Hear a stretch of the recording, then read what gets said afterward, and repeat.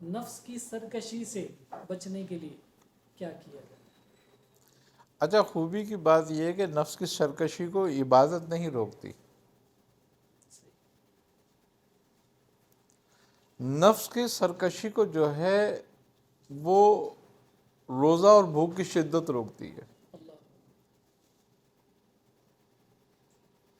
جس کا نفس سرکش ہو وہ بھوکا رہے، پیاسا رہے،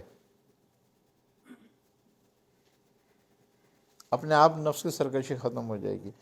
ہم پیٹ بھر کر کھا کر اور سمجھیں کہ نفس سرکش ہو کی ختم کر دے، کبھی ایسا نہیں ہوتا.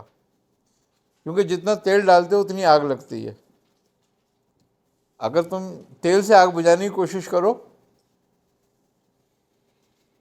تو ایسا نہیں ہوتا. تو اگر نفس کی سرکشی کو ہم دور کرنا چاہتے ہیں اور ختم کرنا چاہتے ہیں تو ہم اپنی ریاضت میں روزے کو اول ترجیح دیں، اور کم سے کم کھانے کو ترجیح دیں، کم سے کم سونے کو ترجیح دیں، اور بلا مقصد بات کرنے سے روکیں. نفس کی سرکشی اپنے آپ دور ہو جائے گی. لیکن ہم یہ سوچیں کہ ہم کوئی وظیفہ پڑھ کے، کوئی چلا کر کے، کوئی نمازیں پڑھ کے نفس کی سرکشی روک لیں گے، تو ایسا کچھ نہیں ہے.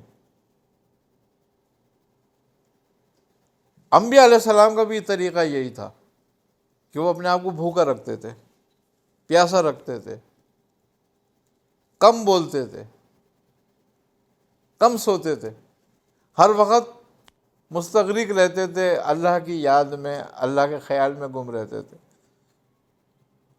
تو یہ طریقہ ہے نفس کی سرکشی کو توڑنے کا.